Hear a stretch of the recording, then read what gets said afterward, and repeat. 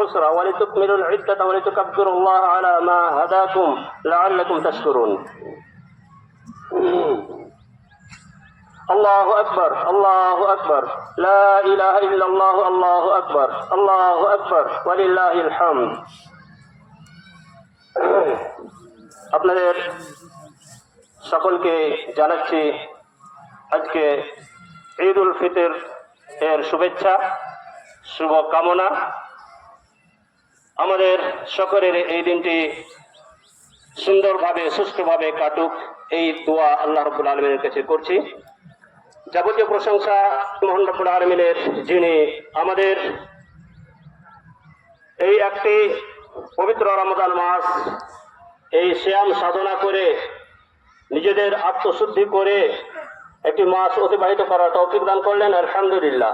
শত শত সালাম শান্তির ধারা বর্ষিত হোক তার প্রিয় নবী জনাব মুহাম্মদুর রাসূলুল্লাহ সাল্লাল্লাহু আলাইহি ওয়াসাল্লামের প্রতি। আল্লাহুম্মা সাল্লি আলাইহি আল্লাহুম্মা বারিক আলাইহি ওয়া সাল্লিম। ব্রাদার ইসলাম, আমরা একটি মাস, আত্মসংযমতার মাস, আত্মশুদ্ধির মাস, দান সাদকা খায়রাতের মাস, গুনাহ মোচনের মাস অতিক্রম করলাম এবং তার ফলস্বরূপ আজকের দিনে আমরা এই দিনটি উদযাপন করছি ঈদ উল ফিতর হিসাবে। এটি একটি আনন্দের দিন, খুশির দিন। আমরা আজকে খুশি আনন্দ একে অপরের মধ্যে বন্ধন করে নেব এবং সকলেই এই খুশি উদযাপন করব।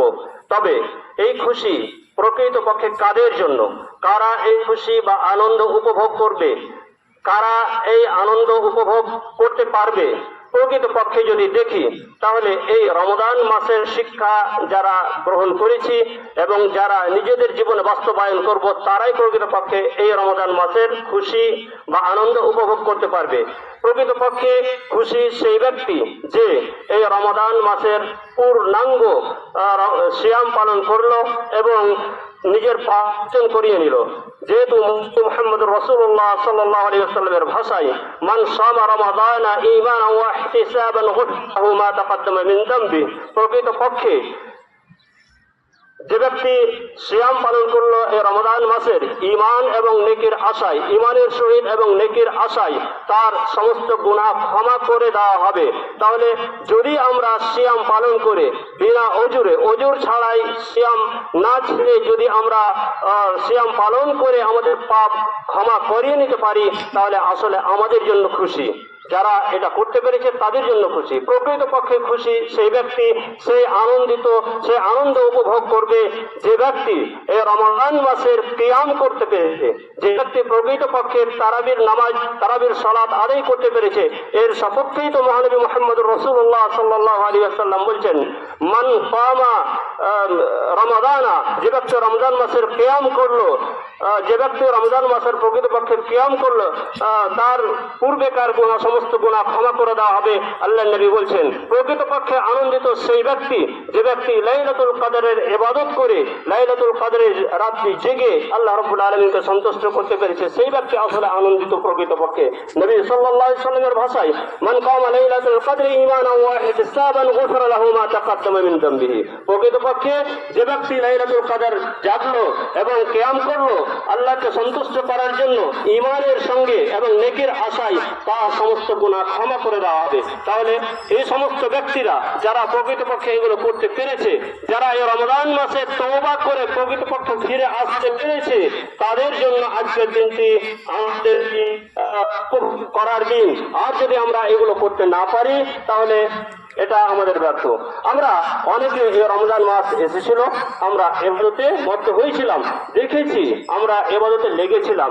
আমাদের যুবক ভাইরা বিশেষ করে আমরা দেখেছি, আমাদের যুবক ভাইরা বিশেষ করে মসজিদমুখী হয়েছিল, মসজিদমুখী হয়েছে এবং 5 ওয়াক্ত সালাত আদায় করেছে, তারাবির সালাত আদায় করেছে। কিন্তু দুঃখের বিষয়, আফসোসের বিষয় এটাই যে যখন আমাদের রমজান মাস অতিক্রম করে, যখন আমাদের সামনে থেকে এই মাসটি চলে যায়, তখন কিন্তু এটা আমরা ভুলে যাই, আবার আগের মতো হয়ে যাই। শয়তানের প্ররোচনায় আবার আমরা সেদিকেই ফিরে যাই। যদি এটা হয় তাহলে আমাদের আসলে আল্লাহ রাব্বুল আলামিনকে ধোঁকা দেয়া ছাড়া আর কিছুই নাই। যেই মহান রাব্বুল আলামিনের ইবাদত আমি রমজান মাসে করলাম, যেই মহান রব্বুল আলামিন এই রমাদান মাসের মালিক, তিনি শাওয়াল মাসের মালিক, তিনি অন্যান্য মাসের মালিক, তিনি তাকে সন্তুষ্ট করার জন্যই যেহেতু আমরা ইবাদত করেছি, অন্যান্য মাসেও আমাদের এই ইবাদতটা জারি রাখতে হবে।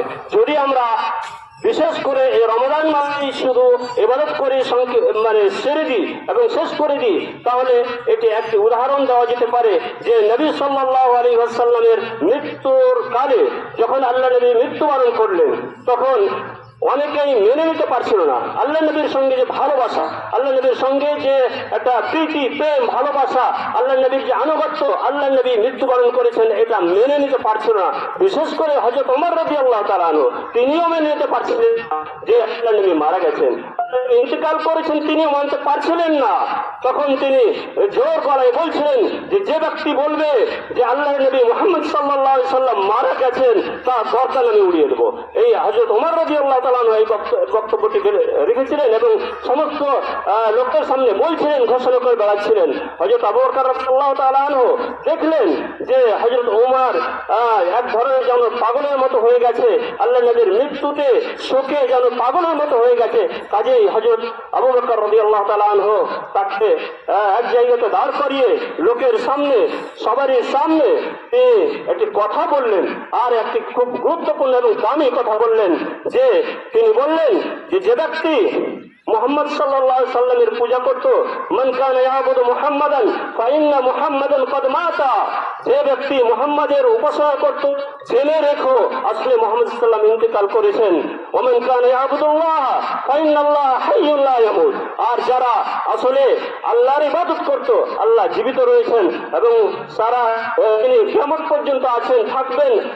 অতএব যারা আল্লাহর ইবাদত করত, আল্লাহর ইবাদত যেন করতে থাকে। এ প্রসঙ্গে আল্লাহ রাব্বুল আলামিন কোরআনে একটি আয়াত অবতীর্ণ করলেন, ওমা কানা মুহাম্মাদুন ইল্লা রাসূল, মা কানা মুহাম্মাদুন ইল্লা রাসূলুন ক্বাদ খালাত মিন ক্বাবলিহি রুসুল আফা ইন মাতা আও কুতিলা ইনকালাবতুম আলা আকাবিকুম ওয়া মান ইয়ানকালিব আলা আকিবাইহি ফালান ইয়াদুররাল্লাহা শাইআ ওয়া সায়াজজিল্লাহু শাকিরিন। মুহাম্মদ একজন নবী ছাড়া আর কিছুই নাই। মা কানা মুহাম্মাদ ইল্লা রাসূলুন, অন্যান্য রাসূলদের মতো তিনি একজন রাসূল। তিনি যদি মৃত্যুবরণ করেন অথবা তিনি যদি শহীদ হয়ে যান, তাহলে তোমরা কি পৃষ্ঠ প্রদর্শন করে পলায়ন করবে, তার পিছন থেকে সরে যাবে? এটা তোমাদের করা উচিত হবে না।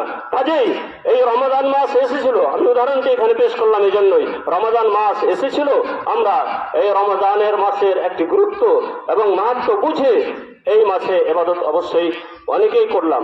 কিন্তু এই রমজান মাস শেষ হওয়ার পরেই সঙ্গে সঙ্গেই আমরা আবার ফিরে যাচ্ছি।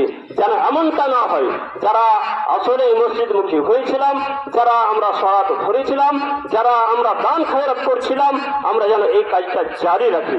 রমজান মাস শেষ হয়ে গেছে, ফরজ রোজা শেষ হয়ে গেছে, কিন্তু নফল রোজা তো শেষ হয়নি। এই মাসের পরে 6টি রোজা আছে, আপনি রোজা রাখুন। প্রত্যেক মাসে 3টি করে রোজা আছে। 13 তারিখ, 14 তারিখ, 15 তারিখ নফল রোজা আছে, করুন। এই রোজাগুলো আছে নফল রোজা হিসাবে। আমাদের সাদকাতুল ফিতর দিয়ে শেষ করে দিলাম, কিন্তু সাদকাতুল ফিতর শেষ হয়ে গেলে যে সাদকা শেষ এমনটা নয়। দানের রাস্তা খোলা আছে, আপনি সারা জীবন দান করুন।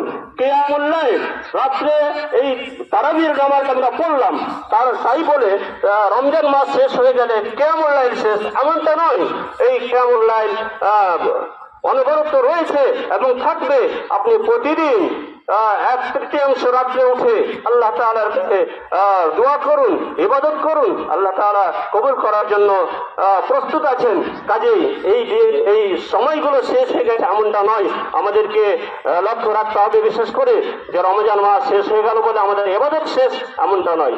বিশেষ করে আমি যুবক ভাইদের উদ্দেশ্যে বলবো, যারা এই সিয়ামের সঙ্গে সঙ্গে রমজান মাসে সালাত আদায় করেছেন এবং যারা দান খয়রাত করেছেন, তারা এটা অব্যাহত রাখবেন, এটা জারি রাখবেন, চালু রাখবেন।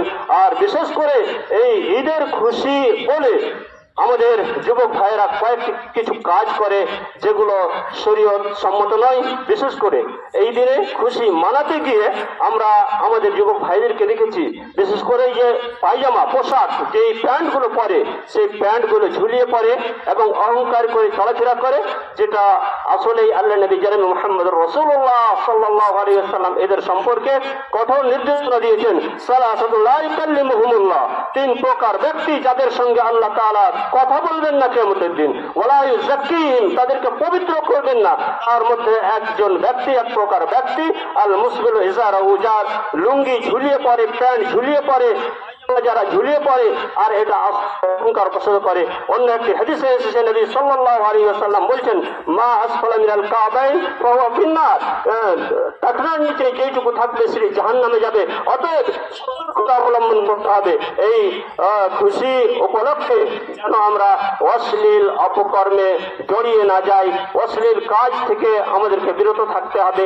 যেই শিক্ষাটি আমরা রমজান মাসে পেলাম, আল্লাহ রাব্বুল আলামিন যে কথাটি বলেছেন যে এই রমজান মাস খরচ করে তোমাদের লাআল্লাকুম তাত্তাকুন, যাতে করে তোমরা মুত্তাকি হতে পারো, পরিষ্কার হতে পারো। তো আমরা এই রমজান মাসে মুত্তাকি হয়ে, পরিষ্কার হয়ে আবার আমরা ফিরে যাব, এমনটা যেন না হয়। আল্লাহ রাব্বুল আলামিন আমাদেরকে বুঝার তৌফিক দান করেন। সকলে বলুন আমিন। আল্লাহ রাব্বুল আলামিন আমাদের সিয়াম, কিয়াম এগুলো কবুল করেন। আমিন। আল্লাহু আকবার, আল্লাহু আকবার, লা ইলাহা ইল্লাল্লাহ, আল্লাহু আকবার, আল্লাহু আকবার, ওয়ালিল্লাহিল হামদ। আল্লাহ রাব্বুল আলামিন আমাদেরকে দিনের উপর অটল রাখুন। আমিন। রব্বানা তাকাব্বাল মিন্না ইন্নাকা আনতাস সামিউল আলিম ওয়া তুব আলাইনা ইন্নাকা আনতাত তাওয়াবুর রহিম। রব্বানা লা তুযিগ কুলুবানা বা'দা ইয হাদাইতানা ওয়া হাব লানা মিন লাদুনকা রাহমাতান ইন্নাকা আনতাল ওয়াহ্হাব। রব্বানা লা তুআখিযনা ইন নাসিনা আও আখতানা। ربنا ولا تحمل علينا إصرا كما حملته على الذين من قبلنا. ربنا ولا تحملنا ما لا طاقة لنا به واعف عنا واغفر لنا وارحمنا أنت مولانا فانصرنا على القوم الكافرين. آمين. ربنا تقبل منا إنك أنت السميع العليم وتب علينا إنك أنت التواب الرحيم. سبحان ربك رب العزة عما يصفون وسلام على المرسلين وآخر دعوانا الحمد لله رب العالمين. السلام عليكم ورحمة الله وبركاته.